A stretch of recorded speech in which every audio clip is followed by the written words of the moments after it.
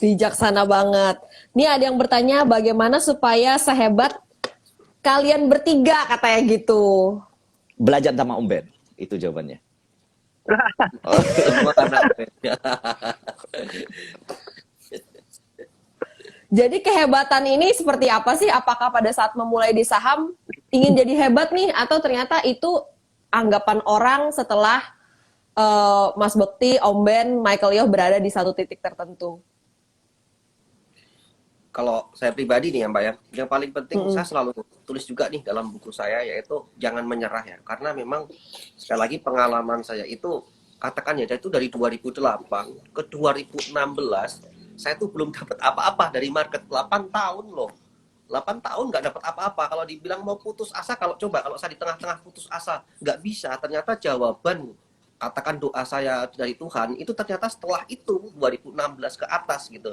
Terlebih teman saya kemarin kayak Puput ya, dia itu saya tahu karena dia tuh teman saya kuliah dulu dari 2008 ke 2020 belum dapat apa-apa, hampir putus asa. Baru 1 tahun loh setelah COVID ini asetnya baru naik. Jadi di sini adalah bagi teman-teman tetap jangan pernah menyerah dan selalu belajar, evaluasi, pokoknya asah terus skillnya.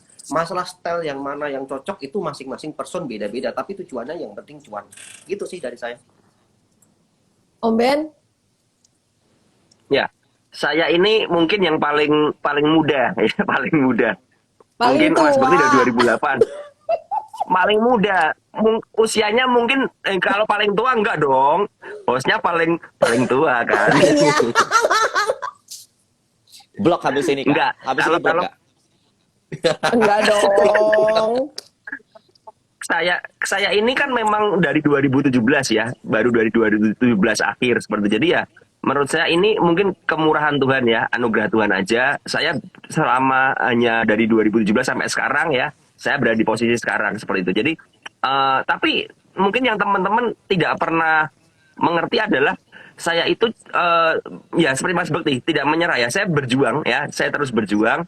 Saya setiap hari mantau market, mau beli saham mau enggak saya mantau market loh. Jadi dulu waktu awal-awal nggak ngerti apa-apa kan, bingung kan mau beli apa nih, nontonin market terus aja, nontonin market sambil memang waktu itu saya belajar di sebuah komunitas ya. Jadi ya saya mencoba mengaplikasikan apa yang saya pelajari di market. Jadi saya praktek langsung, tapi tentu saja seperti yang pernah saya jelaskan, saya tidak pakai dana besar ya. Jadi saya cuma pakai ya uang-uang yang saya siap bilang gitu aja. Dan itu saya coba terus. Nah, sekarang ini kan memang muncul banyak yang dalam tanda kutip ya, yang mungkin kita bertiga, mohon maaf kalau saya GR ya, kita bertiga mungkin sedikit diidolakan ya. Jadi seperti itu oleh para trader ya. Zaman dulu, liatin dong. Tapi zaman dulu 2017, apalagi mungkin sebelum 2017 ya, mungkin tidak ada orang yang benar-benar diidolakan ya. Benar nggak Mas Bekti ya? Benar ya? Benar. Jadi Dulu setahu benar saya ya? dulu pokoknya cuma Ellen May doang karena saya mempelajari bukunya itu dan ibaratnya figur-figur di pasar modal nggak seperti sekarang, sosmed juga nggak seperti sekarang, jadi benar-benar cuma Ellen May waktu itu saya. Dulu Om Ben dulu first liner Lo Keng Hong, Ellen May, sekarang ada third liner Om Ben. Om, Gorengan boleh gitu, tanya buat satu? gorengan influencer. Kenapa? Sama Om Benny, satu pertanyaan aja. Om, misalnya nanti suatu saat bisnis travel ini kembali, oke, Om Ben tetap jalanin bisnis travel apa di saham? Oh, aku boleh jawab Pertanyaan nggak? sulit. Aku jawab nggak, Mas Bekti? Om Ben Siap. bakal IPO-in perusahaan jalan-jalannya. Kemudian dia trading di perusahaannya itu. Ide bagus, Kak. JJMR. Kayaknya Jalan-jalan murah. di IPO-in lebih cuan nih ya. Di IPO-in lebih cuan. Betul. Jadi menurut saya karena waktu itu jujur saya tuh nggak punya idola. Saya benar-benar nggak punya idola. Karena Katanya Sabrina, sekarang nggak ada idola. Dulu Cialin dulu kan belum kenal siapa-siapa. Jadi dulu itu memang tidak ada idola. Dan itu mungkin satu hal ya. Mungkin itu yang membuat saya saya memacu diri saya menjadi versi yang saya yang terbaik ya. Karena saya dulu nggak punya idola.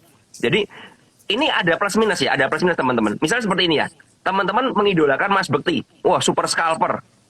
Otomatis ketika teman-teman mengidolakan Mas Bekti, teman-teman akan berusaha mempelajari apa yang Mas Bekti lakukan selama trading kan.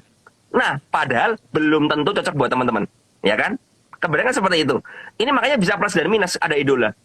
Contoh ya, misalnya saya disuruh ngikutin cara strateginya Ko Michael, nggak akan bisa. Karena saya sudah pernah mencoba, saya iseng nyoba, gagal saya. Waduh, nggak bisa ini, nggak bisa. Karena saya bukan Michael Yo. Nah, sama. Karena untuk Jadi gaya kalau- style Kak Michael harus sabar dan tampan. Betul, harus sabar, tampan, dan pakai jambul. Ya kan, saya kan nggak punya jambul nih. Nah, jadi menurut saya begini, buat teman-teman ini ada plus dan minus untuk mengidolakan. Serius, ini serius, bukan bercanda ya, ini serius. Itu plus dan minus. Plusnya apa? Plusnya teman-teman bisa punya role model. Minusnya apa? Kalau teman-teman sampai buta ya, dalam tanda kutip ya mohon maaf, buta matanya, artinya apa? Semua yang dilakukan oleh idola kamu copy paste dengan plek jiplek ya, kasarnya seperti itu, dengan pokoknya 100% sama, itu bisa jadi gagal. Ya, dan itu berdampak kalau sampai gagal merusak potensi kalian. Makanya saya selalu bilang, kita belajar dari semua orang ya. Yang baik ambil, yang buruk buang.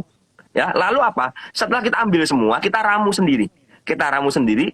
Tentukan sesuai dengan style kita. Nah, ini yang membuat apa ya? Membuat kita menjadi diri kita yang terbaik ya. Jadi saya itu mungkin selama belajar waktu itu saya juga mencoba banyak grup ya. Saya belajar di banyak grup seperti itu. Saya cuma ambil yang cocok aja. Yang nggak cocok saya buang langsung ya.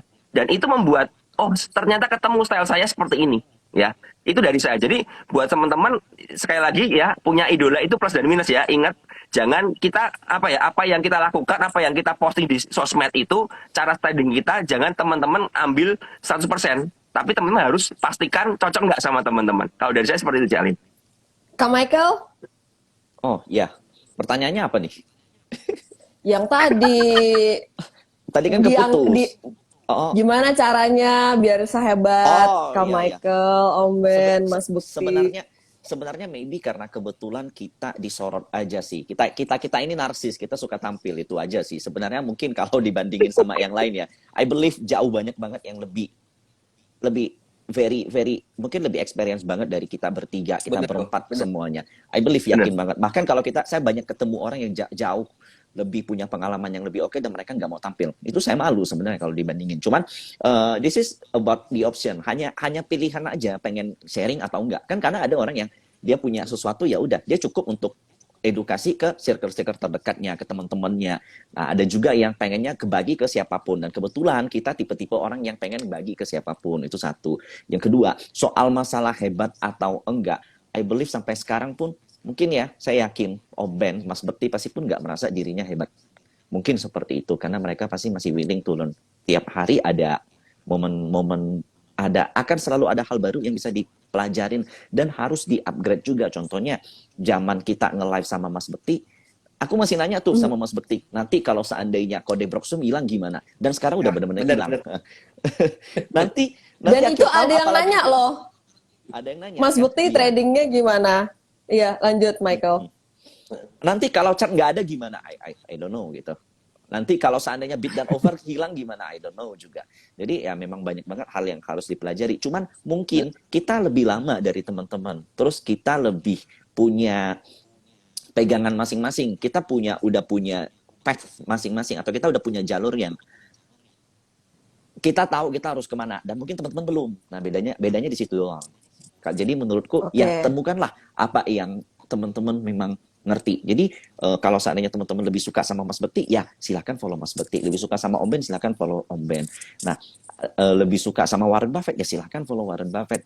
Every person has their own rules. Dan bukan berarti kalian harus ikutin mereka semua plek-plekan. Kalian harus create your own path gitu. Itu yang penting. Benar banget. Nah, pas banget nih nyambung. Ya, kenapa Mas Bukti? Lanjut. Wacana pernah dengar kan beberapa waktu lalu wacana lot mau dirubah lagi jadi berapa 10 atau berapa lembar itu kan.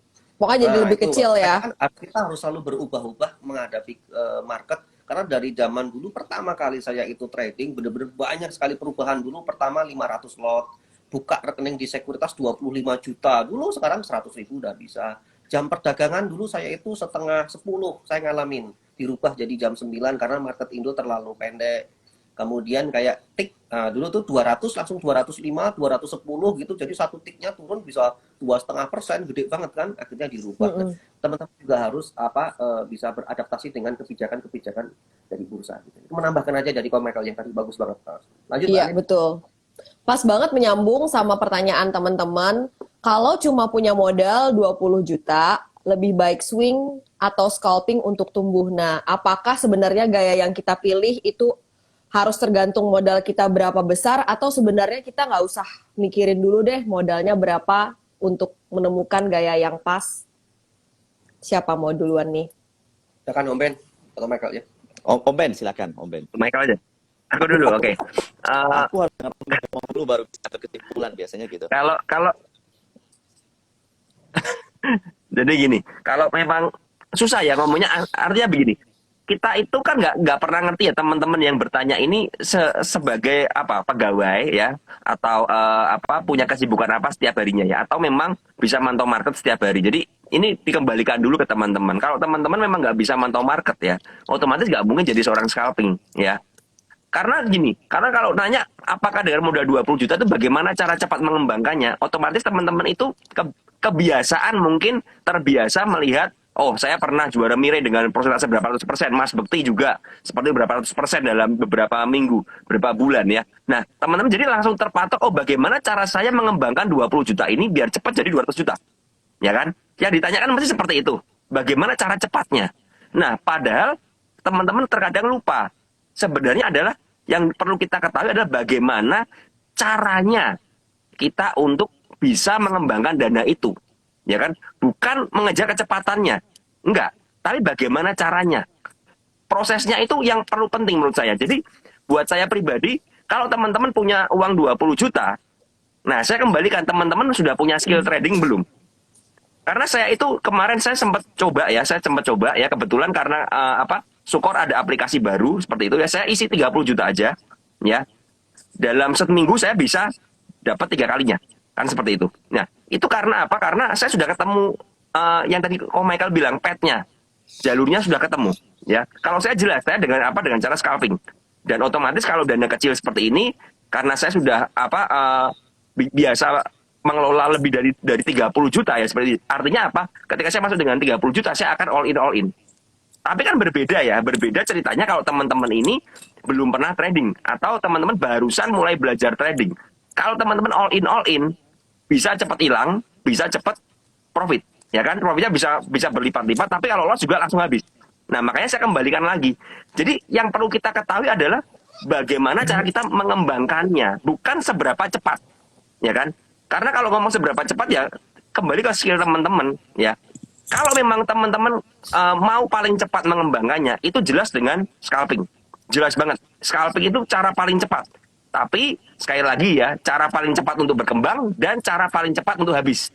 Ya, itu selalu dua sisi mata uang ya. Jangan sampai teman-teman salah.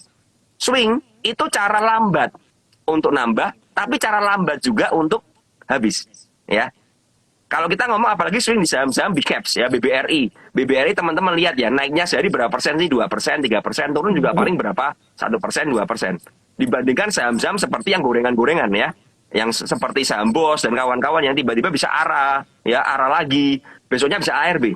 Nah ini kembali lagi ke style teman-teman. Makanya saya bilang, teman-teman kalau mau mencoba, cobain aja semuanya. Coba swing silahkan, ya kan, belajar swing, belajar trend following silahkan, belajar scalping silahkan. Nah nanti setelah belajar itu teman-teman nemu yang cocok. Oh saya ternyata yang paling cocok ini dengan saya adalah saya nggak bisa deg-degan kayak gini. Saya cocok untuk swing aja deh. Saya cocok untuk ngikutin tren aja. Kayak misalnya saham ADMR, trennya naik saya ikutin aja. Saya nyaman dengan seperti itu. Itu silahkan, ya. Jadi bukan masalah bukan masalah scalpingnya atau swingnya, tapi kita cocok yang mana. Kalau dari saya seperti itu. Oke, dari Mas Bekti. Kalau dari saya gini Mbak, jujur dulu pertama kali saya trading, saya tuh fundamental. Ya, saya beli saham itu saya simpen. Cuman masalahnya adalah waktu itu saya berpikir uang saya itu cuma 5 juta, 10 juta gitu kan. Kapan saya kayanya? Jujur itu pertanyaan akhirnya nggak ada cara lain selain trading. Jadi memang benar berpotensi yang dibilang Om Ben, trading itu berpotensi kita itu bisa cepet dapatnya, tapi juga kalau nggak hati-hati hilangnya juga cepat. Nah, pengalaman mengajarkan adalah 2009. Waktu itu saat karena grup Bakri bangkit ya. Waktu itu setelah 2008 turun, itu saya bisa berlipat-lipat, bisa ratusan juta profitnya. Luar biasa sekali. Tapi pelajaran berharga adalah tidak diimbangi dengan psikologis dan skill saya yang baru cuman kayak keberuntung. Nah, akhirnya 2010 diambil lagi profitnya begitu sama market. Dari situlah saya mulai belajar dan sadar betul bahwa ternyata kalau pertanyaan tadi ada uang 20 juta, itu sebagai pemula atau orang yang sudah berpengalaman beberapa tahun di market. Kalau sebagai pemula saran saya jangan. Kurangin porsi kecil dulu. Katakan cuma pakai uang mungkin berapa kek 3 juta atau 5 juta nyoba buat trading. Kalau belum pernah bisa membukukan 100% dari modal itu, jangan coba di top up. Karena saya pernah didik orang, dia pakai uang 30, tak suruh turunin dulu, jangan 30 kebanyakan, kamu baru pemula. Dia nggak mau, ngeyel. Dari 30 juta, turun tinggal 5 juta. Habis itu di top up lagi, habis lagi, top up lagi, habis lagi, beneran. Udah makan hampir ratusan juta ruginya.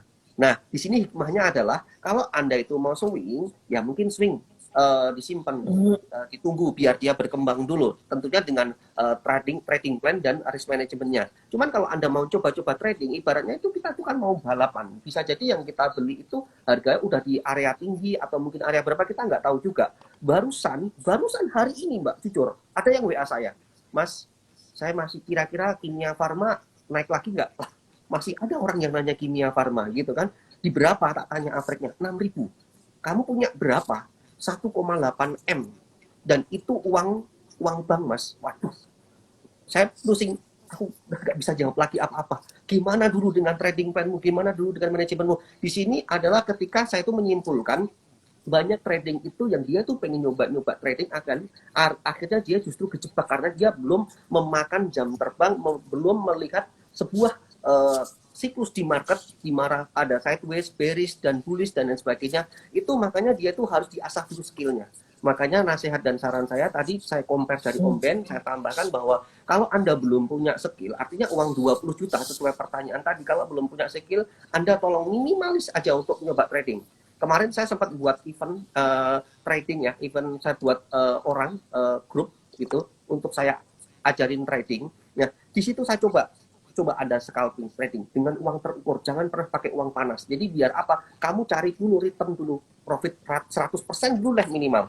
Kalau udah 100% kamu dapat, modal itu kamu amankan dulu. Ini nasihat saya di awal. Setelah modal awal aman, itu kamu trading kan pakai uang cuan tuh. Jadi nanti psikologismu akan lebih tenang. Kamu putar lagi dulu. Di awal jangan pernah bermimpi untuk cepat kaya, untuk cepat berhasil di market, jangan. Karena kalau Anda di awal itu pasti Anda akan mengalami gejolak ada di market dulu. Jadi itu asah dulu, kalau udah nanti keberapa ibaratnya Anda itu sudah mengamankan aset, uang cuan itu silahkan kamu gulung, silahkan all in dan lain sebagainya. Dan itu juga saya terapkan waktu kemarin competition Mire Aset. Karena minimal 200 juta untuk Premier, saya pakai tuh 200 juta. Dan saya diamkan. Tapi ingat, uang 200 juta ini sudah uang santai, uang super tinggi. Jadi mau tak gulungin, mau tak all in margin, sampai babak belur pun saya udah tidak ada masalah. Tapi kalau bagi Anda yang benar-benar itu modal awal, jangan pernah ibaratnya all in dan lain sebagainya, jangan dicoba dulu. Itu nasihat dan saran dari saya. Itu Mbak Alim.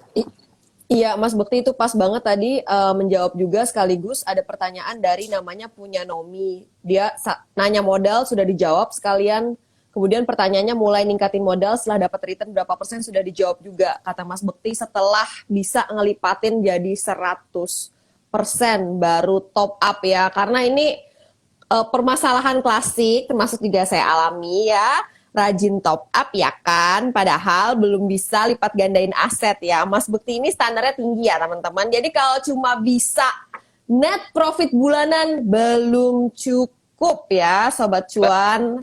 Saya menambahkan ya kan? Artinya gini, yang bilang 100% itu bukan berarti teman-teman, maaf ya, taruh uang 10 juta, terus didiamkan jadi 20 juta, bukan loh ya. Tapi benar-benar yang dari Anda. Jadi ini kalau kita swingkan, itu kan bisa jadi faktor luck atau apa gitu ya. Jadi misalnya orang aja taruh tuh kemarin beberapa bulan lalu SMMT. Saya pernah beli SMMT 200-an perak waktu di Jakarta kemarin Januari. Itu kalau didiamkan, sekarang udah cuan banyak gitu kan. Nah, tapi yang tak maksud 100% itu bukan itu, tapi benar-benar dari cara trading Anda, in out, cuan bungkus, Anda mengendalikan jangan sampai over trading, Anda bisa membaca kondisi market, kira-kira ini cocok nggak buat trading. Nah, disitulah yang ingin saya tekankan. Jadi Anda itu biar ibaratnya itu bertarung di market. Karena aku pernah baca di quote-nya OMJ apa itu yang kalau Anda nggak bisa, intinya di saham itu orang-orang pinter, kalau Anda nggak bisa ini kamu harus dengan sabar atau apa gitu, nanti biar OMJ deh yang jelasin lebih itu lanjut. itu saya sosokan aja Mas. Intinya di saham itu intinya orang-orang banyak fund manager, orang-orang punya duit gede dan lain sebagainya. Kita benar-benar bertarung sama mereka itu, kita harus benar-benar punya strategi khusus gitu. Iya, KMY. Ya, gini, pertanyaannya itu soal modal ya tadi ya.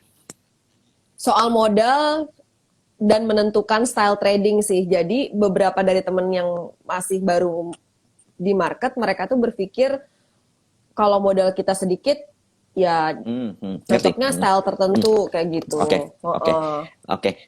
Pertama, you cannot compare with your capital. Itu nggak bisa. Sama sekali nggak bisa. Karena kondisi keuangan setiap orang berbeda-beda. Tapi to be honest ya, kalau seandainya kamu adalah seorang swing trader, dalam 1 tahun kamu bisa konsisten dapat, let's say, 20%, 30%, itu udah very, very good kalau menurut saya.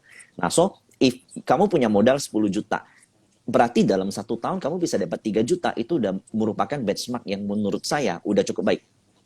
Nah, cukup nggak 3 juta untuk biaya kebutuhan kamu sehari-hari selama 1 tahun?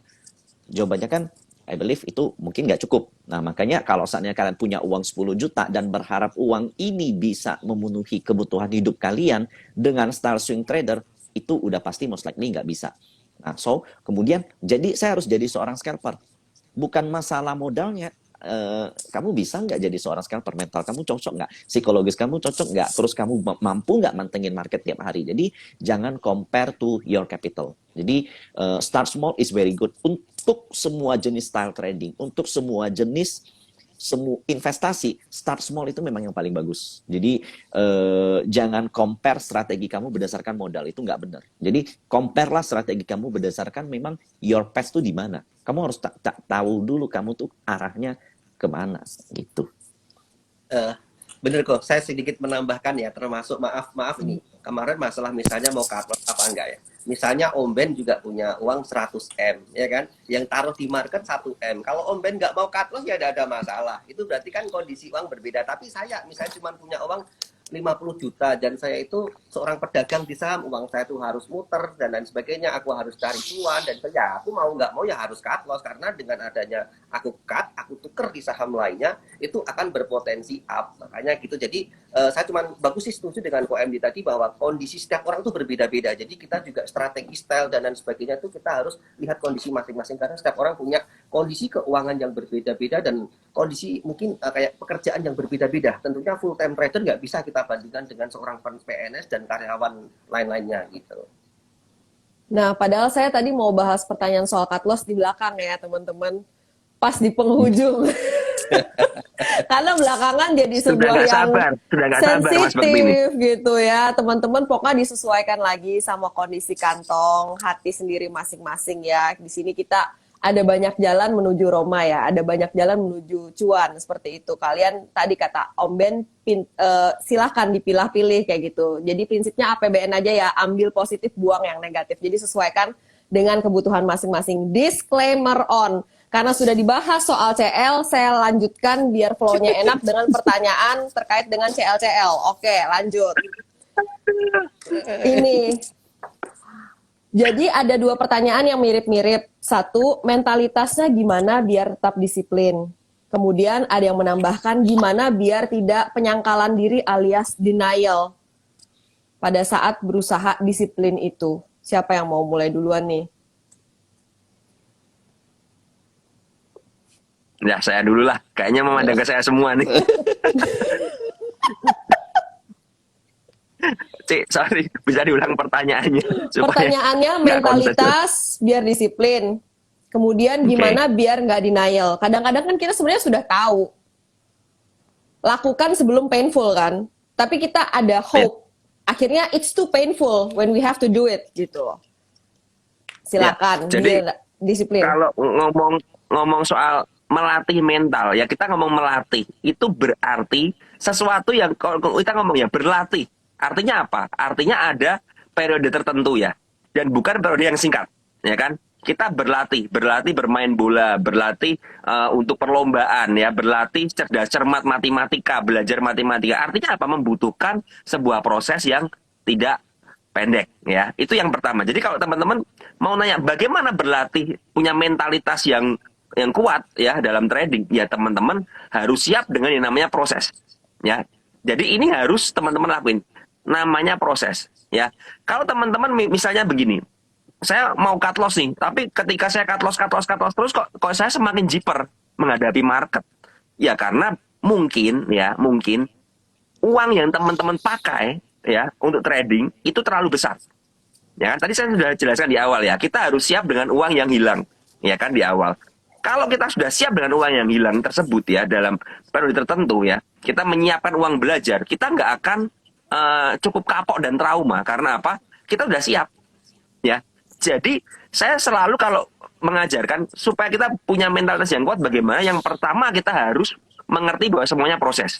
Yang kedua adalah kita harus siap hilang di awal. Itu harus sudah siap hilang dulu. Ya. Kalau kita sudah siap hilang di awal, kita sudah mempersiapkan yang terburuk dulu ya. Ya. Nah, kita sudah ngerti, skenario terburuknya saya kehilangan uang misalnya ketika saya mempersiapkan 3 juta ya. Saya 3 juta siap hilang, ya kan? Tapi selama hilang itu saya berproses untuk belajar dan belajar. Nah, lalu bagaimana caranya supaya saya ini tetap strong, tetap konsisten ya, supaya cut loss-nya itu nggak telat, nggak pakai hook, itu bagaimana? Nah, makanya saya bilang teman-teman harus punya yang namanya trading plan. Ya.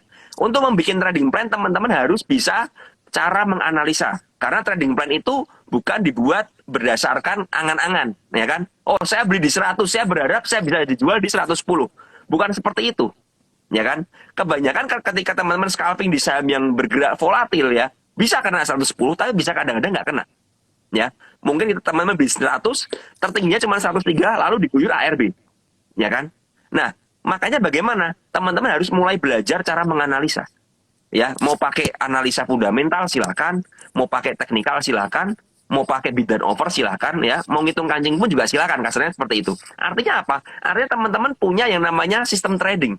Ya, punya yang namanya sistem untuk menganalisanya. Jangan teman-teman beli karena apa? Oh, saya ikutan orang. Kalau itu seperti itu sudah pasti hancur berantakan kalian. Ya, tapi kalau kalian menganalisa, oh saya melihat ini, misal saya belajar melihat support dan resist. Oh, supportnya di 97 misal, resistnya di 106. Saya beli di 100. Oke lah, berarti di bawah 97 atau mungkin 95 lah ya, saya cut loss, ya kan? Kan seperti itu cut loss-nya. Jadi cut loss-nya terukuran 5%, seperti itu. Ketika naik sudah mencapai 106, mulai kelihatan berat, saya mulai jual sebagian. Ya, saya mulai TP bertahap karena memang konsepnya scalping. Nah, kalau teman-teman punya sebuah sistem itu dulu ya, kemudian teman-teman lakukan sesuai dengan sistem kalian. Ya. Lakukan berulang-ulang. Jangan pernah, kasarnya gini, jangan pernah menginterupsi. Kalau kalian sudah tentukan, oke, 95 saya cut loss. Ya udah, jebol ke bawah gimana? Ya udah cut loss. Lakukan berulang-ulang. Kalau kalian lakukan berulang-ulang, kalian nggak akan trading dengan harapan. Karena kalian udah terbiasa nih. Kena cut loss ya sudah, cari yang lain. Nanti dievaluasi setelah market. Kenapa saya kena cut loss dan lain sebagainya. Tapi kalau kalian misalnya ya, sudah misalnya, nggak usah soal cut loss lah. Naik ke atas, 106 udah ada resist nih ceritanya. Udah ada resist. Kalian lihat, oh 106 resist. Nanti saya tungguin dulu. Wah naik 107. Oh, siapa tahu bisa 110 nih. Kalian tungguin. Oh, turun 105. Ya kan? Kalian sudah melanggar yang namanya trading plan kalian. Karena apa? Kalian sudah menentukan TP pertama di 106. Harusnya bagaimana? TP pertama, kalau kalian memang mau TP sebagian, ya TP sebagian. Nanti kalau naik lagi gimana? TP sebagian lagi. Ya kan? Itu kalau kalian lakukan berulang-ulang akan membentuk sebuah sistem. Ya. Dan akhirnya kalian nggak akan pernah trading dengan yang namanya harapan. Siapa tahu mantul. Siapa tahu mantul. Karena apa? Sudah terbiasa. Ya, jadi cara saya melatih seperti itu. Kadang-kadang setelah cut loss mantul, ya sakit, tapi ya sudah. At least saya dalam kesakitan itu saya berlatih, saya disiplin, ya kan? Nah, saya lakukan secara berulang-ulang, ketemulah sistem saya sendiri, ya. Jadi kita harus mengevaluasi, mengedukasi, dan itu dilakukan secara konsisten. Kalau saya seperti itu, Cali. Oke, selanjutnya lirik siapa nih? Siapa melirik siapa nih? Mas Bekti aja deh. Mas Bekti gini, kalau tadi kan itu ngomongin kadang-kadang kan kalau scalping kayak ala Mas Bekti itu kan cepet banget. Gimana kita bisa secara otomatis otak kita, oke, ini trading plan saya, kayak gitu Mas. Kalau saya pengalaman dari Mas Bekti.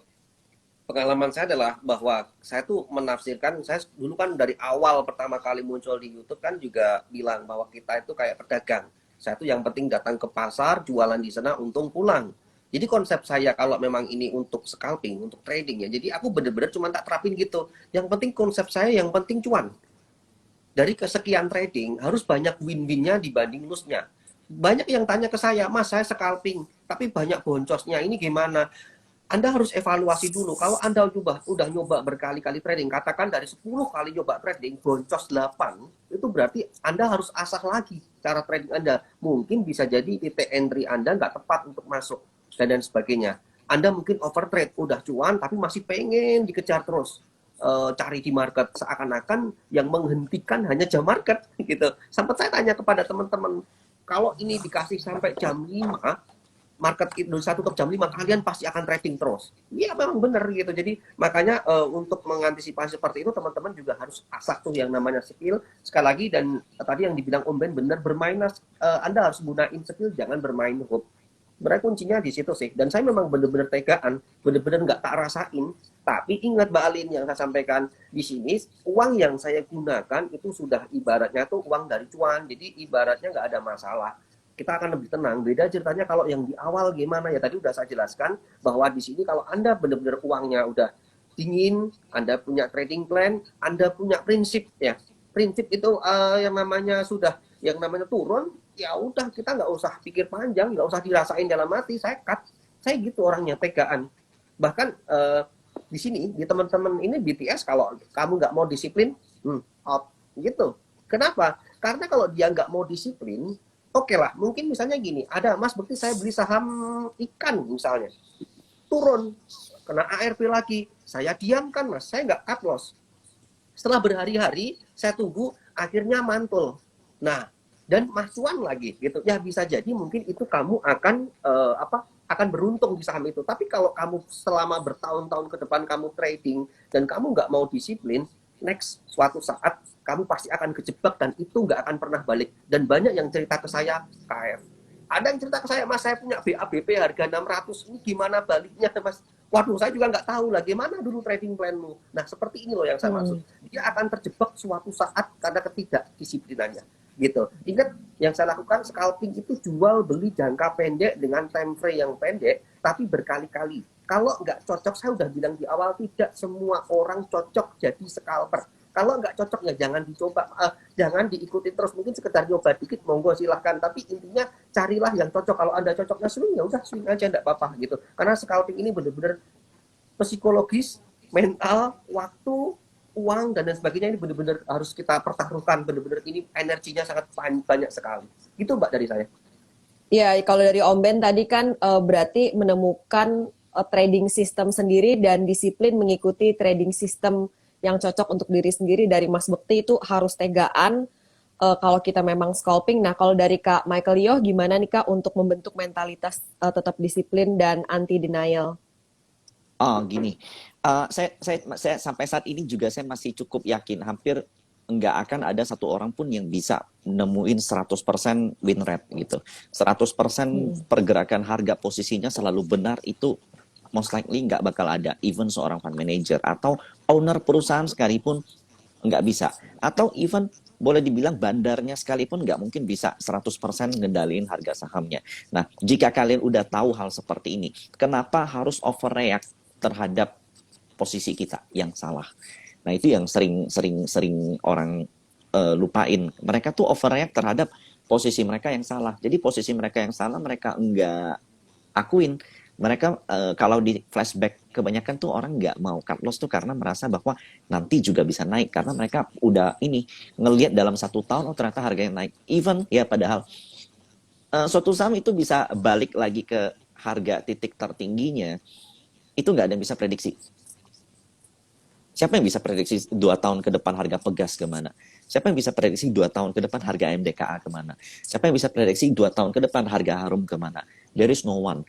Nah, jadi kalau seandainya kalian put your position di market udah terlalu besar dan dan masih denial terhadap hal tersebut, artinya kalian mempertaruhkan uang kalian ke market. Sementara yang harus kita lakukan adalah kita harus memanfaatkan momentum market, bukan menjadi korban dari market. Jadi kalau seandainya kita udah kejebak di saham yang terus downtrend dan masih nggak mau stop loss, maybe market tuh nggak cocok untuk kita. Karena di market kedisiplinan tuh dituntut nomor satu. Kecuali uang kita banyak. Kalau uang kita banyak, ya average down lagi. Nah, balik. Wih, Berarti kamu tidak cocok di market, kamu cocoknya bekerja di air. Lanjut. Ini.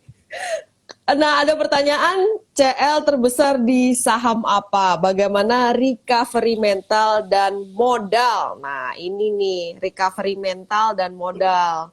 Siapa yang mau menjawab duluan? Kita lihat lirikan mata masing-masingnya nih. Oke, saya dulu aja, Mbak. semangat dia, semangat. Semangat. Kalau nunjukin CL semangat nih. Iya.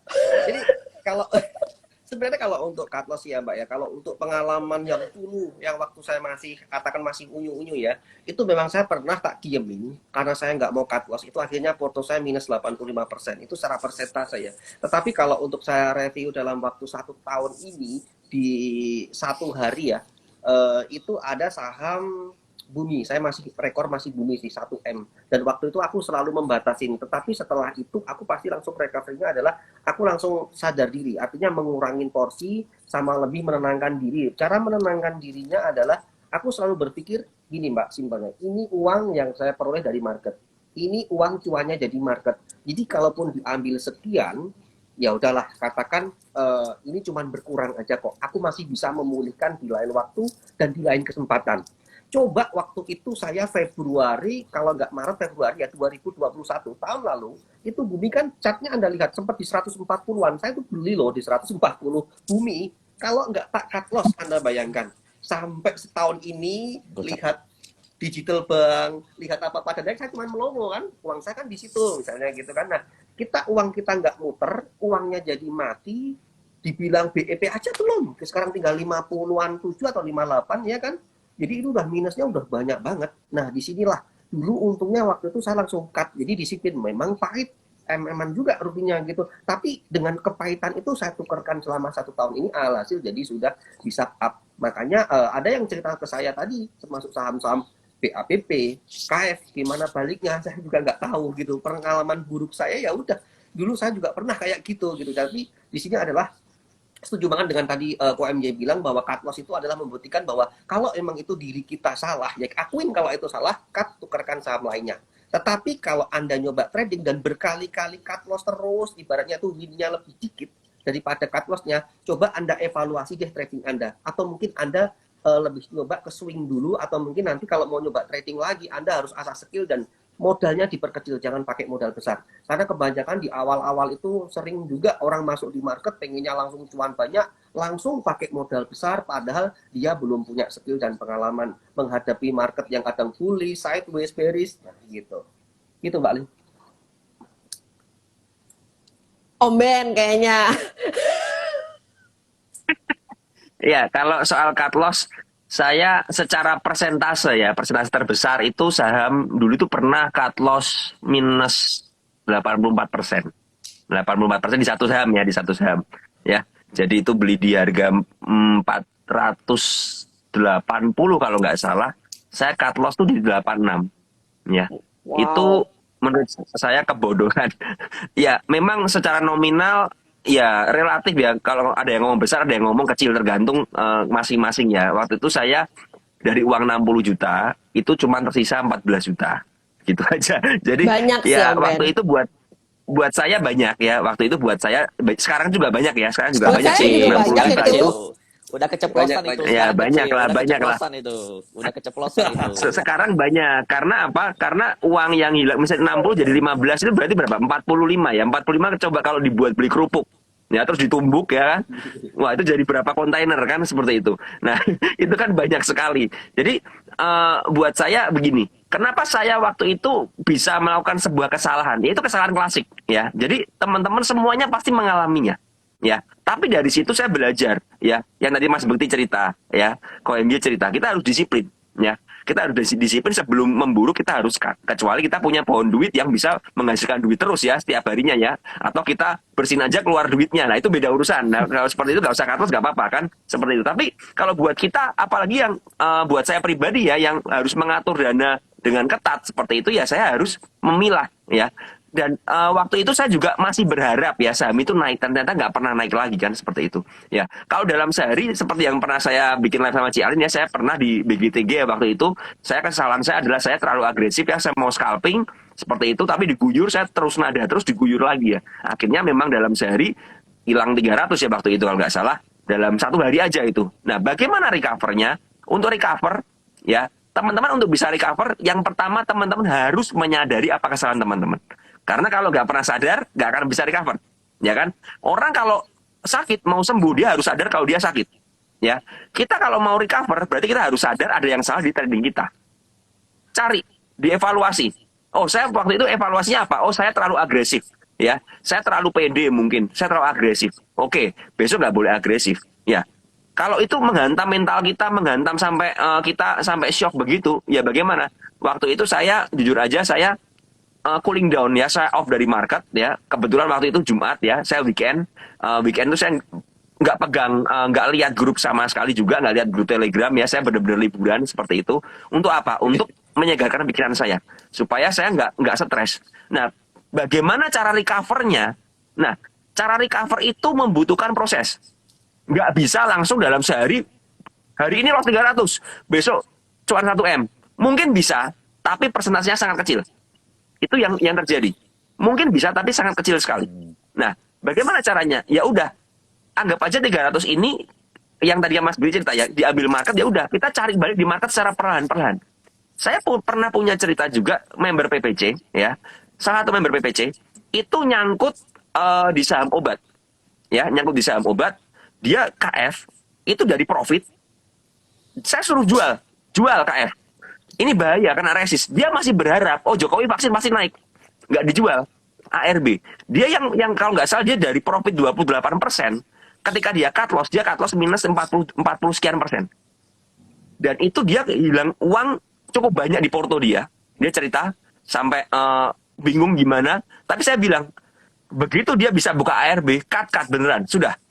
Nah, karena dia berani melakukan cut loss tersebut, akhirnya dia balik portonya. Berapa lama? Cukup lama. Proses perlahan. Pelajaran cut loss yang sakit itu menjadikan cambuk buat dia, menjadikan seperti peringatan buat dia.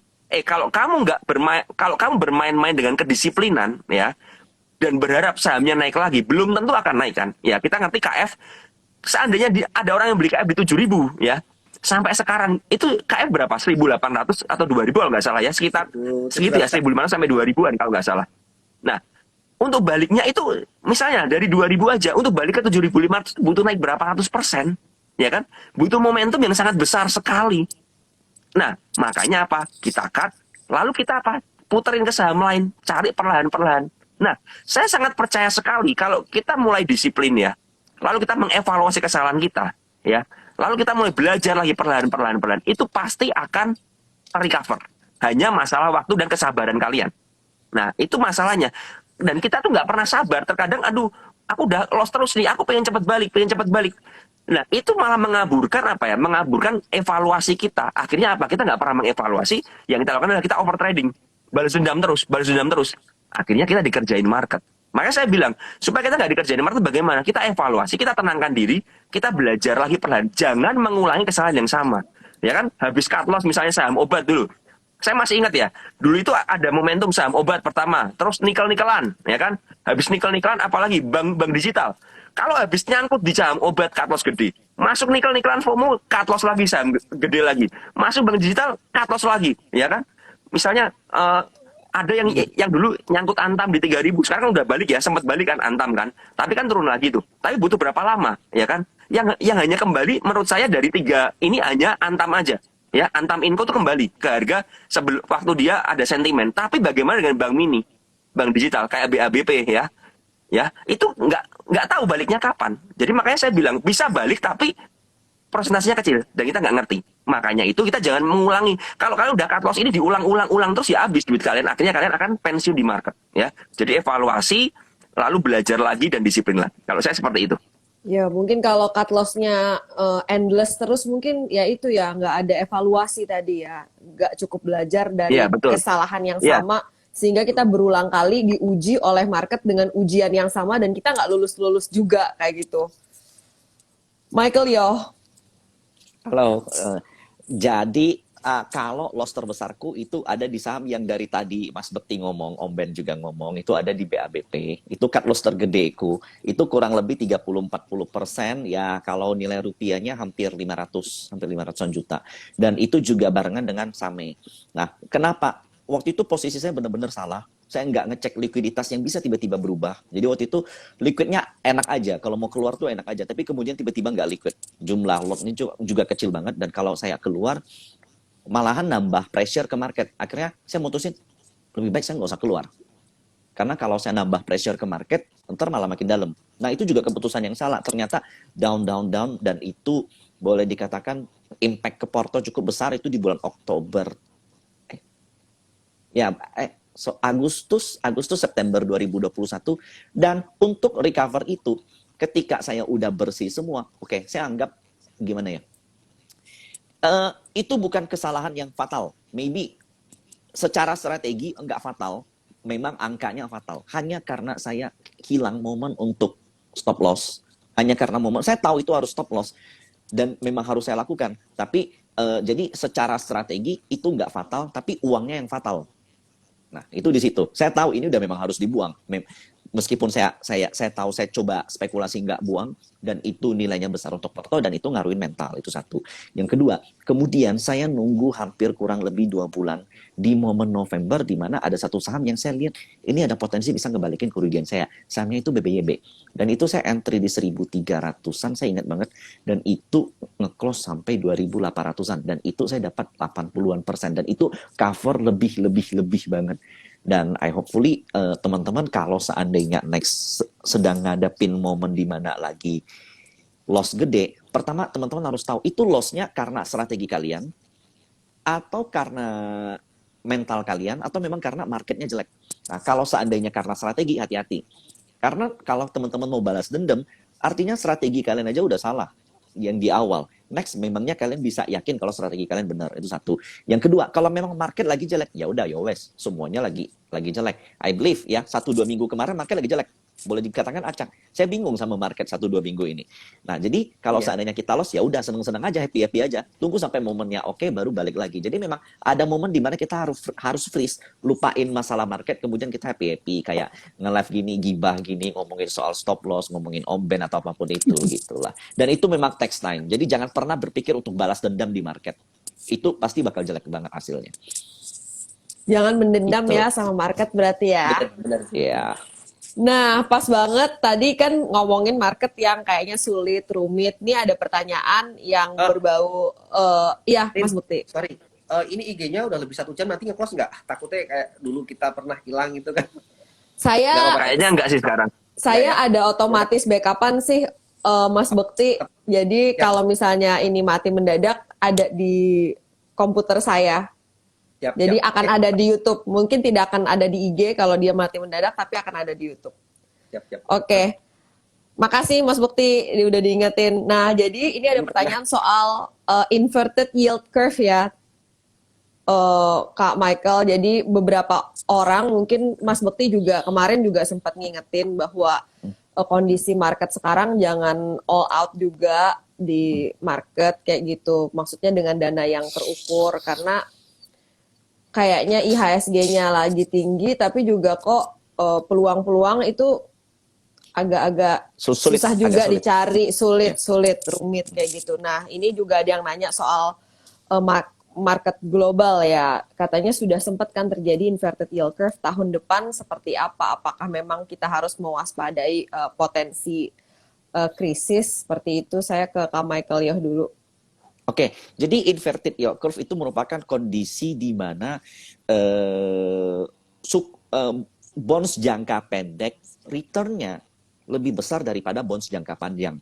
Secara logika, kalau seandainya saya nabung deposito untuk jangka waktu 2 tahun, itu bunganya harusnya lebih pendek dari kalau saya nabung 10 tahun dong. 10 tahun lebih panjang, harusnya bunganya lebih gede.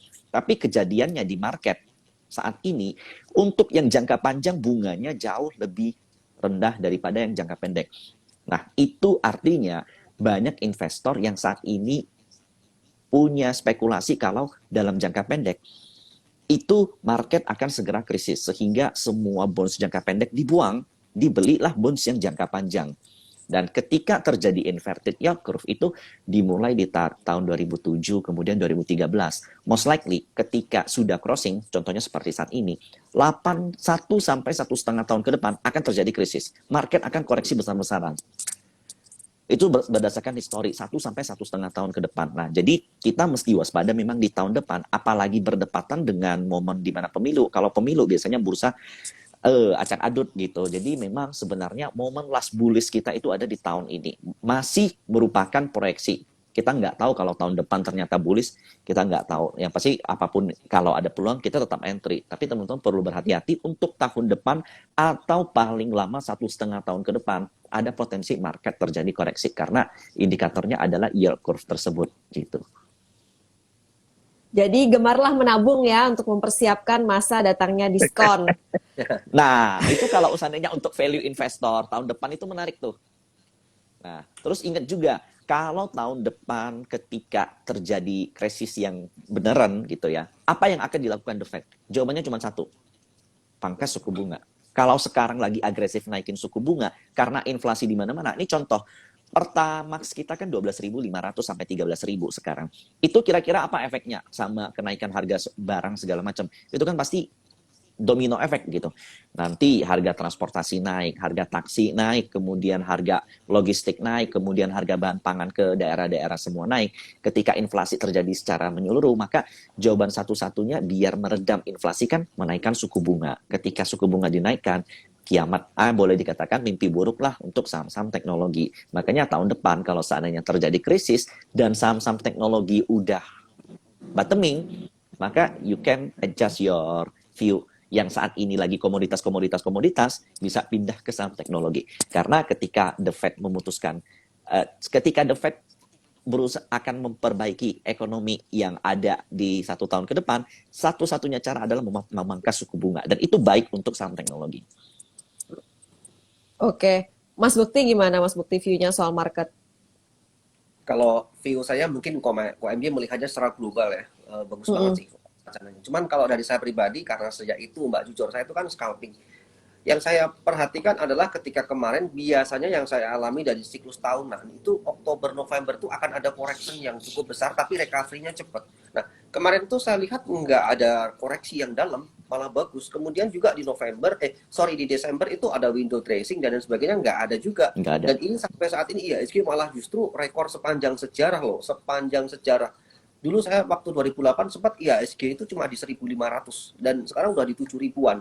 Nah, saya lihat adalah saat ini justru kepada teman-teman hati-hati ya. Aku juga melihat beberapa minggu yang lalu bahkan di live IG sama Sukor saya sampaikan harus hati-hati. Saya sendiri juga sudah menerapkan money management. Jadi kayak uang ya saya pakai sekarang tuh saya mulai susutkan. Saya kurangin dulu. Jadi terukur banget. Saya juga teman-teman di BTS ini saya nasihati, tarik dulu uangnya, gunakan mungkin 1/10 dari sekian modal Anda, tabungan Anda harus kuat, jadi trading aja ala kadarnya, tetapi Anda bisa lebih ke ibaratnya nambah-nambah uang sakunya dikit dulu. Ini belum momentum, saatnya Anda cari ibaratnya sebuah momentum yang sangat besar di market karena terlalu beresiko. Ini kita udah dipucuk IHSG-nya, rawan akan correction. Apalagi ini sebentar lagi biasanya bulan depan identik ya dengan namanya istilahnya sell on May and go away gitu kan. Ini biasanya akan ada correction. Jadi untuk antisipasi itu saran saya tetap teman-teman harus punya trading plan, harus punya disiplin dan juga uang yang Anda taruh di market itu benar-benar kalau bisa udah benar-benar terukur dan dingin. Jangan coba-coba pakai uang panas, benar-benar beresiko. Ini mungkin gambaran saya mungkin tidak sebagus Michael Yo karena Michael Yo mungkin melihat dari sisi global ya. Saya sebenarnya cuma melihat dari sisi market apa yang saya hadapi dan dalam jangka waktu yang pendek, termasuk waktu dulu 2020 COVID masuk Indonesia, saya juga cuma melihat simpel. Ketika saham yang saya beli tiba-tiba IHSG drop itu kan sampai 5% bahkan sampai disuspend juga kan. Saya langsung cut loss, tapi justru di situ malah saya langsung selamat. Jadi mikir saya itu cuma mikir jangka pendek, lebih ke jangka pendek, yang penting uang udah terukur, tidak sesuai cut loss, saya lihat market dulu. Kalau belum saatnya cocok, belum masuk. Tapi justru kalau udah IHSG terkoreksi cukup dalam, saatnya uang-uang tabungan itu kita cicil, kita keluarkan, ibaratnya untuk koleksi saham-saham yang berfundamental bagus, yang udah terkoreksi, terdiskon banyak untuk mulai dicicil gitu. Karena waktu Satu itu bulan aja, ke belakang, contoh misalnya, okay. Aku mau nanya nih Mas, 1 bulan ke belakang enak nggak Mas tradingnya, ritmenya kira-kira segala macam gimana? jujur agak susah. Kalau saya pribadi Ah. untuk scalping harian, kalau dengan dana artinya kita cuma ngekor ya itu agak susah jujur. Mungkin sekitar 2 mingguan inilah. Kalau mungkin di Ya, bulan 2 minggu. paling enak tuh jujur malah Februari. Itu paling enak banget itu kemarin. Waktu saham-saham grup hari tanu kenceng gitu ya. Itu enak banget. Tapi untuk Maret ini kemarin 2 mingguan ke belakang ini jujur agak susah. Makanya ini saya juga udah mulai hati-hati nih mengurangi porsi juga untuk di market gitu. Iya, Om Ben. Ya, kalau saya pribadi sih begini, saya seperti yang tadi Mas Bukti bilang ya, dan saya sangat setuju dengan Mas Bukti dan MY ya. Marketnya memang IHSG-nya all time high, tapi susah ya, susah. Kita nggak bisa melihat mana, yang rotasi sektor di mana tuh random ya, tiba-tiba kemarin BEFIK tiba-tiba naik kencang sekali, ada news akuisisi dan lain sebagainya naik kencang, Bank Mini ikut bergejolak semua, nanti sudah reda dan lain sebagainya. Nah, terjadi rotasi lagi yang lain. Nah, ini memang cukup sulit lah. Bagaimana caranya kalau saya marketnya sulit ya, tentu saja saya tidak akan agresif ya, seperti yang Mas Budi bilang. Kalau kita melihat marketnya momentumnya berat, kita jangan maksa. Artinya apa? Kalau mau trading silakan, tapi ya terukur aja ya. Terus satu lagi teman-teman, tidak semua kenaikan itu akan berlanjut naik. Ya, jangan lupakan itu. Ya, ini kenapa banyak saham-saham yang tiba-tiba bergejolak naik dan naik ya? Salah satunya disebabkan ada yang namanya laporan keuangan. Ya kan keluar laporan keuangan kan, banyak yang keluar kan laporan keuangan. Jadi diangkat semua, didorong ke atas semua. Nah, kalau teman-teman nggak hati-hati ya, saham-saham yang udah berada di pucuk-pucuk ini, teman-teman masuk, kemudian terjadi reversal ke bawah ya, terjadi pembalikan arah atau dia sideways di pucuk ya, sideways-nya tapi lebar range-nya, teman-teman akan nyangkut di pucuk ya. Dan ini sangat berbahaya sekali. Karena kita nggak pernah ngerti apa ya, kalau marketnya udah berat seperti ini, kemudian kita nyangkut di pucuk seperti itu akan sangat nggak nyaman ya. Karena yang ditakutkan apa? Contoh seperti ini ya, IHSG kan sekarang 7 ribuan. Oke lah, kalau IHSG sampai terkoreksi ke 6.600 saja, itu saya yakin banyak sekali saham yang akan berguguran. Dan kalau kalian beli di harga sekarang, kalau sampai IHSG-nya ke 66 ya, seperti itu, ya, atau 67 aja, saya yakin kok minusnya itu di atas 20% rata-rata. Ya, terutama di saham-saham yang naiknya kencang-kencang, otomatis keturunannya juga kencang. Nah, ini kalau udah posisi seperti ini ya, kita harus hati-hati. Satu lagi yang mau saya sampaikan, saham yang naiknya kencang, itu biasanya kalau koreksi juga akan kencang, ya. Jadi itu yang berbahaya, karena apa? Tajam ke atas. Turun ya, turun tajam aja. Jangan sampai teman-temannya terbuai dengan market. Oh, ini saham ini naik rally. Wah, kejar terus. Contoh ya, contoh kasus ini ADMR. Ini kan naik terus ya. Kalian berpikir, oh udah ini naik. Pokoknya hajar aja. Ya diemin aja. Siapa tahu naik lagi. Belum tentu. Kita nggak ngerti kan. Ya, ADMR ini apakah akan koreksi ke 2000 lagi atau akan lanjut ke 2500? Kita nggak pernah ngerti. Karena apa? Sekarang ini lagi nguji area resist. Ya kan, seperti itu ADMR. Ya, di 2300 area resist. Nah, kalau kita kita takabur ya seperti itu ya, all in. Ketika terkoreksi ke bawah, kita akan panik pasti. Ya kan? Kita akan nyangkut dan kehilangan uang kita. Makanya apa? Saham-saham yang rally, ya teman-teman kalau mau ngejar, ya perhatikan porsi kalian. Perhatikan di mana titik-titik supportnya. Jangan asal rally, sahamnya dikejar, besoknya turun ARB. Wah, nyangkut semua kan? Nah, ini bahaya sekali. Dan teman-teman satu lagi ya, teman-teman ini perhatikan saham-saham yang cocok buat teman-teman. Ada saham-saham yang nggak cocok buat teman-teman kan, seperti yang volatilitasnya gila kayak roller coaster kemarin seperti itu ya, yang dikocok-kocok seperti itu dalam chart 1 menitan ya, yang juga saya share di IG story saya. Ada juga saham-saham yang mungkin bisa lebih tenang. Kalau teman-teman jujur ya, saya ketika saya nggak cocok main di saham tersebut ya, mau sahamnya arah berkali-kali pun saya kadang-kadang tidak akan beli ya, seperti itu. Karena apa? Saya nggak bisa menganalisanya. Saya lebih baik bermain di saham-saham yang saya bisa analisa. Ya, oh ini sahamnya enak, pergerakannya saya bisa ngikutin. Win rate saya di saham ini tinggi, ya udah masuk di saham itu aja. Ya, jadi saya lebih berfokus kepada apa? Satu, mengamankan aset, yang kedua mencari profit dengan resiko yang terukur. Karena marketnya tidak sesemarak, tidak seramai market-market beberapa bulan yang lalu. Ya, jadi teman-teman harus berhati-hati ya. Ini kita bukan menebarkan fear seperti itu, tapi kita lebih ke arah membuat teman-teman, nah jangan ketawa nih. Ini beneran, ini kita nggak boleh menebarkan fear ya, ketakutan nggak boleh gitu loh. Kita nggak boleh tebarkan ketakutan, tapi kita harus lebih membuat teman-teman ini realistis di market. Ya, Om Ben, mau nanya teman-teman harus. ejaan fear tuh gimana sih? Ejaan fear tuh gimana sih? Kok agak beda tadi? Ejaannya ya Falcon, Echo, Alpha dan Rainbow ya. Ingat, Falcon, Echo, Alpha, Rainbow ya. Jangan salah. Jadi teman-teman harus benar-benar apa ya? Benar-benar kita ini mengajarkan teman-teman itu trading dengan apa? Dengan analisa, ya, dengan otak yang waras. Artinya apa? Kita jagain nih teman-teman ya. Kita mati-matian jagain. Kenapa sih kita apa ya? Ya itu bener Fir ya. Fir ya. Jangan nebarin fear kan, nggak boleh kan begitu kan. Nah segini teman-teman, satu lagi ya, kenapa sih kita fokusnya kepada Mas Bekti ya, Mas Bekti disiplin cut loss, MY disiplin cut loss, saya juga disiplin cut loss. Kenapa seperti itu? Karena apa? Kita membatasi resiko. Tujuannya apa? Seandainya market terkosik dalam ya, saya mau kasih tahu teman-teman ya, yang membuat porto saya tumbuh ya, yang membuat porto saya tumbuh secara drastis itu adalah kejadian COVID kemarin. Seandainya saya waktu Maret 2020 tidak melakukan cut loss masif di porto saya nggak akan sampai ke titik sekarang. Karena apa? Terjadi V-shape recovery waktu itu. Artinya saya punya uang yang saya belanjakan lagi. Seandainya saya ngotot untuk nggak cut loss, mungkin ceritanya beda. Ya, jadi dari pengalaman tersebut ya, saya lebih mengajarkan kepada teman-teman untuk bagaimana cara kita ini mengamankan uang kita. Karena gini, mohon maaf ya, rata-rata yang chatting ke saya, biasanya yang curhat ke saya itu uangnya kadang-kadang mepet. Ya, kalau uangnya memang unlimited ya kita beda urusannya ya. Karena uangnya mepet termasuk saya juga, kita harus mengelola bagaimana dengan mengelola dengan cara yang paling baik dan paling aman. Makanya kita ngajarin membatasi resiko. Ya, seperti itu. Oke, terima kasih Om Ben yang sudah menebarkan charm pesona ya. Baiklah, kita bahas soal saham IPO. Ditanyain nih sama Sobat Cuan, beli saham IPO nggak? Mas Bekti, beli saham IPO nggak akhir-akhir ini? Aku ada ikut Mbak, ikut juga. Ya, ibaratnya ikut meramaikan lah gitu aja. Cuman kalau untuk biasanya sih yang didapatkan kadang cuma persentase kecil. Saya sebenarnya jujur bukan orang yang terlalu suka ya. Tapi akhir-akhir ini saya pengen nyoba ikut-ikut aja dah biar meramaikan. Biar nanti kalau ada cerita tentang apa-apa gitu kan aku punya gitulah di harga IPO. Cuman kalau saya menyikapi sebenarnya kadang hal seperti itu kadang maaf ya, kalau saya pribadi kurang sukanya itu kadang nggak worth it. Katakan uang yang kita taruh di situ berapa, ya kan? Itu cuma dapatnya katakan cuma 0,5% atau 1% gitu kan. Jadi kecil banget, mendingan itu dipakai buat trading. Sebenarnya saya seperti itu. Cuman karena akhir-akhir ini sedikit kayak ya menurut saya kayaknya oke dan ibaratnya tuh ramai, jadi perbincangan ikut meramaikan walaupun nominalnya kecil sih gitu sih.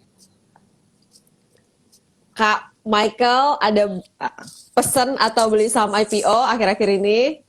Pertama tuh kebanyakan kalau saya perhatiin orang ikut IPO kan untuk short term trading ya. Jadi itu yang perlu diperhatiin. Jadi kadang kalau seandainya memang gagal untuk IPO-nya ya kembali lagi disiplin. Nah kalau ikut nggak, saya ikut beberapa belakangan ini justru ya ternyata IPO itu kayaknya retail sekarang tuh suka banget ya sama IPO. Tiap ada IPO dikejar, setiap ada IPO dibahas, setiap ada IPO diikut gitu. Nah, jadi teman-teman mesti pilih-pilih. Kalau saya pilih yang terdekat ini, saya ada ambil WIRG karena ada Zabrina di situ.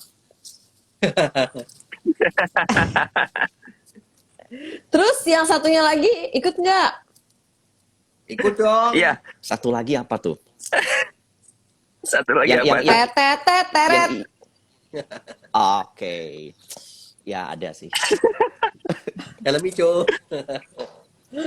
Om Ben. Ya, ada, Kak. Yang viral nih kemarin nih. Gimana Kak Ya, view-nya Om Ben soal viral. yang itu Kak? Kok orang pada fear pakai F ya?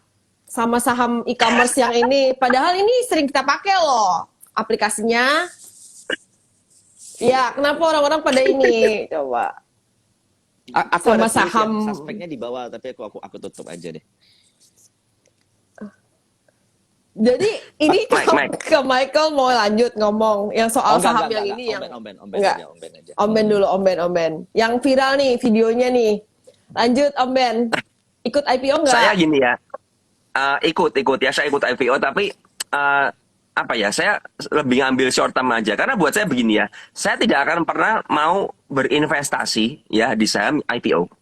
Artinya apa? Kalau mau berinvestasi saham IPO menurut saya lebih ke arah 50-50 ya, bener-bener judi. Karena apa? Kita nggak pernah ngerti historikalnya bagaimana ya, kita belum mempelajari karakter sopirnya bagaimana, katanya seperti itu kan ya. Kalau ada yang seperti ADMR itu pun mungkin dari 10 cuman ada 1 atau 20 ada 1 aja kan. Kan seperti itu. Lainnya rata-rata gagal. Ya, lainnya rata-rata cuma naik 2 kali, kemudian turun dan banyak sekali yang di bawah harga IPO-nya ya. Nah, makanya saya bilang kalau saya ikut IPO, apakah ikut? Ya, saya ikut, tapi saya lebih ke arah short term aja. Ya, short term aja. Artinya apa? Ketika sudah nggak sesuai trading plan saya, artinya kalau saya mau scalping aja ya, misalnya ya, oh arahnya kebuka saya jual, ya saya jual dulu. Nanti kalau saya mau masuk lagi di bawah itu urusan belakangan ya. Kalau prinsip saya biasanya seperti itu, IPO kebuka saya lepas dulu biasanya. Nanti kalau mau masuk lagi itu belakangan. Nah, kalau soal yang kemarin masuk ke kayak grup ada Instagram startup seperti itu yang mengutip pembicaraan saya bilang waktu itu ada sebuah e-commerce yang menurut saya nggak ada masa depannya ya, karena kenapa saya ngomong seperti itu? Saya hanya menyatakan fakta. Saya tidak menjelekkan produk tersebut, tapi saya fakta aja. Teman-teman boleh disurvei ya, e-commerce yang kemarin ya, sempat naik sampai 1.300-an dan sekarang di harga 400-an ya. Kalau teman-teman survei ya, di antara teman-teman yang pakai itu berapa banyak penggunanya, itu aja kan. Nah, sedangkan yang barusan ya, yang akan ke depan ini yang walaupun diundur jadwalnya ya, nanti mungkin saya akan tanya ke KOMY kenapa diundur ya, bagaimana view-nya ya, kenapa diundur dan lain sebagainya. Nah, walaupun diundur, tapi menurut saya ini adalah startup yang nomor 1 ya, yang nomor 1 dan kita semua pakai ya. Jadi teman-teman harus mengerti seperti ini.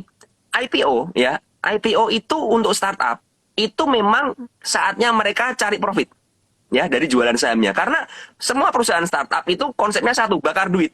Artinya apa? Laporan keuangannya pasti rugi karena bakar duit terus ya. Coba bayangin ya, dulu zaman ada GoPay pertama seperti itu ya, ada cashback itu kan mereka bakar duit ya kan.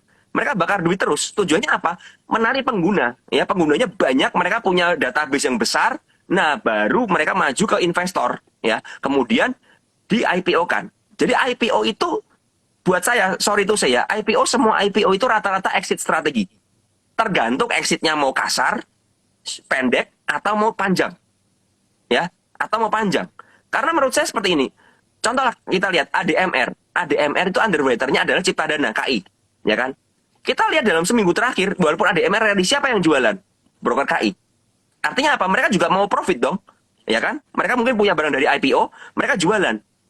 Tapi caranya elegan. Artinya apa? Memancing buyer untuk masuk, memancing asing untuk beli. Ya kan? Asingnya masuk, mereka keluar pelan-pelan. Makanya saya bilang, semua IPO itu exit strategi. Ada yang exitnya semua bersih, karena perusahaan nggak ada masa depannya, keluar semua mereka, ya, ambil duitnya, ya kan? Karena apa? Karena ketika mereka menjalankan perusahaannya nggak bisa profit, mendingan jualan sahamnya. Ya, jual sahamnya dapat profit untuk apa? Untuk menutupi utang-utang perusahaan. Selesai, ya kan? Kan kebanyakan seperti itu, dan itu terjadi di banyak saham-saham yang sekarang berakhir ke saham-saham tidur, saham-saham 50 ya, karena mereka hanya mau IPO untuk apa? Untuk jualan kertas aja supaya mereka dapat duit untuk menutupi kerugian perusahaan.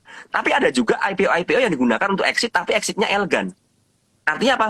Perlahan ya, mereka menunggu ada dana asing masuk ke MSCI ya, masuk MSCI artinya asing mereka keluar ya, dibeli asing mereka keluar. Artinya nggak digencet sampai habis, tapi benar-benar panjang, elegan. Ya, jadi jangan salah teman-teman. Semua IPO menurut saya exit strategi, karena semua orang yang meng-IPO-kan perusahaannya pasti pengen untung. Untungnya caranya bagaimana? Ya menjual sahamnya, ya kan? Kalau memang mereka belum jualan saham, mereka hanya floating profit, gitu loh. Nah, untuk jualan itu yang namanya kan cari untung. Makanya itu exit strateginya, ya. Jadi jangan salah konsepnya. Tapi kalau buat saya, apakah perusahaan yang e-commerce ini layak untuk invest ke depannya? Saya nggak ngerti. Ya, saya nggak ngerti. Tapi untuk shortnya menurut saya masih cukup menarik ya, apalagi ya melihat perkembangannya kita pakainya cukup banyak juga ya, dan harganya juga nggak terlalu tinggi seperti itu. Tapi untuk berjudi secara kampanye saya nggak ngerti. Nah, makanya saya mau tanya sama Ko Michael nih. Ko Michael, yang mau IPO ini kan sempat mundur nih. Bagaimana menurut Ko Michael mundurnya ini karena apa sih sebenarnya? Mungkin masalah preparation yang belum terlalu matang kalau in my opinion, itu satu. Yang kedua, kalau IPO-nya Gotoh tuh sebenarnya kalau kita perhatiin tuh ada yang unik, yaitu jumlah yang dilantaikan atau free float-nya itu amat-amat kecil. Yang terakhir dari 4,8% turun jadi 3, sekian persen. Yang secara harafiah aja, kalau dia cuma IPO-in 3%, sisa visi 90-an% itu gimana cara exit-nya di market? So, boleh dikatakan di IHSG itu bukan bukan jalan mereka untuk exit kalau di IHSG, karena free floatnya cuma 3% lebih. Jadi ibaratnya nih kita bareng berempat sama punya kongsian, kita bareng lah 4 ribuan follower ini kongsian satu perusahaan yang gede, kemudian kita IPO-in, tapi IPO-in cuma just a little of piece gitu, hanya 3%, nggak akan bisa dijual habis itu satu. Cuman karena size-nya yang begitu besar ini, maka dia pasti masuk MSCI. Dan ketika masuk MSCI, nanti juga Gotoh kan bakal IPO di luar. Nah, mengenai suksesnya atau enggaknya IPO di luar, itu bukan ranah kita. Tapi kalau di kacamata saya sendiri, dengan jumlah IPO yang kecil tersebut, free float yang kecil itu, yaitu bisa jadi, boleh dikatakan, jauh lebih baik dibanding dengan free float yang terlalu besar. Nah, kemudian kan ada skema greenshoe yang sebenarnya sih ini mungkin seperti kayak IPO strategik tapi versi legal gitu. Kalau IPO strategik kan nggak ada di dalam nggak ada di dalam aturan tertulis. Nah, tapi kalau mungkin tertulisnya ya inilah skema baru yaitu greenshoe di mana akan dipastikan dalam 30 hari jika harga turun di bawah IPO, perusahaan akan melakukan buyback. Tapi nggak menjanjikan harganya di atas harga IPO ya, tapi akan melakukan buyback. Dan dengan porsi yang hanya 3% lebih, itu pasti amat jauh lebih mudah dikendalikan. Gitu. Meskipun 3% lebih ini size-nya juga tetap gede, yaitu 14 triliunan kalau nggak salah ya. Dan terakhir, memang udah terserap kurang lebih 14 triliun, kalau nggak salah terakhir. Udah 14-an triliun, sebenarnya dana pencapaiannya udah cukup. Dan dengan waktu yang tambahan ini, ya sebenarnya pasti oversubscribe. Gitu. Oke, udah jam 10, saya lihat Mas Bekti juga udah mulai kayaknya agak-agak ngantuk ini kan. Besok kan mau ini ya, apa namanya, sahur. Ya kan? Sahur. Meskipun sebenarnya banyak banget pertanyaan terutama soal strategi dan teknik itu mohon maaf kita nggak bisa jawab semuanya. Ada yang nanya soal view-view saham juga nggak bisa. Tapi ini boleh share nggak saham yang lagi dipantau? Siapa tahu katanya bisa buat THR nih sama teman-teman. Kalau berkenan, kalau enggak ya udah kita langsung closing statement aja. Om Ben aja. Om Ben aja deh, Om Ben. Enggak, ini sekali lagi ya saham yang saya pantau ini berdasarkan apa ya? Karena saya melihat untuk mengikuti saham tersebut enak ya. Saya akan ngomong satu saham, tapi ini bukan. Ya, sekali lagi disclaimer on, ini bukan stock pick karena saya sudah punya barang di harga 113, 112 ya, sahamnya Indo ya. Saham Indo ini kenapa saya ngomong menarik ya? Karena ya teman-teman lihat aja broker summary-nya masih ada dikumpulin aset dan lain sebagainya. Cuman posisinya ada di resi sekarang ya. Jadi saya ini berkali-kali tektokan Indo ya. Saya beli di 100, jual di 110, beli lagi di 105, jual lagi di atas ya. Saya tektok sudah 3 kali ya dan apa ya? Dan yang terakhir ini saya hold dulu ya. Saya hold dulu karena saya melihat apa ya, tidak yang ngumpulin di bawah ini malah belum berjualan ya, artinya mereka masih hold juga ya. Jadi ini masih saya simpan ya, itu yang pertama. Yang kedua masih ya saham CMPP, ini bukan stock pick lagi ya. Kalian bisa lihat track historiknya, Broksumnya aja seperti itu, kalian silakan bedah ya. Menurut saya masih menarik ya, cuman posisinya sudah sideways sekarang ya, sideways terbatas. Jadi apakah jebol supportnya saya nggak ngerti, apakah rally saya juga nggak ngerti. Tapi yang pasti ketika kemarin dibanding ke bawah, diborong lagi oleh yang ngumpulin selama 1 bulan terakhir ya. Jadi ketika saya memantau sebuah saham, saya memastikan mengenali pergerakannya ya. Supaya apa? Supaya saya bisa menganalisa. Kalau sahamnya bergerak liar, volatil dan lain sebagainya, acak. Saya hanya mengambil pendek-pendek aja dan ya udah, setelah cuan bungkus gitu aja. Kalau dari saya itu ya. Okay. Ada Mas Bekti, ada mantau saham KMY? Enggak, saya no komen aja deh Om. Kok MY aja. KMY? Oh, saham ya, di dalam waktu dekat ini saya tuh banyak ngelihat saham dari MTech Group dan favorit saya itu sebenarnya di Same. Ya, mungkin saat ini konsolnya juga baik. Kalau ya, mungkin kalau kita lihat data, coba teman-teman flashback deh. Selama 1 bulan yang ngumpulin siapa, terus dalam waktu 1 minggu ini deh, Broksumnya seperti apa, itu kelihatan average berapa di broker apa, dan itu bakal ketahuan banget kalau itu pergerakan akumulasi.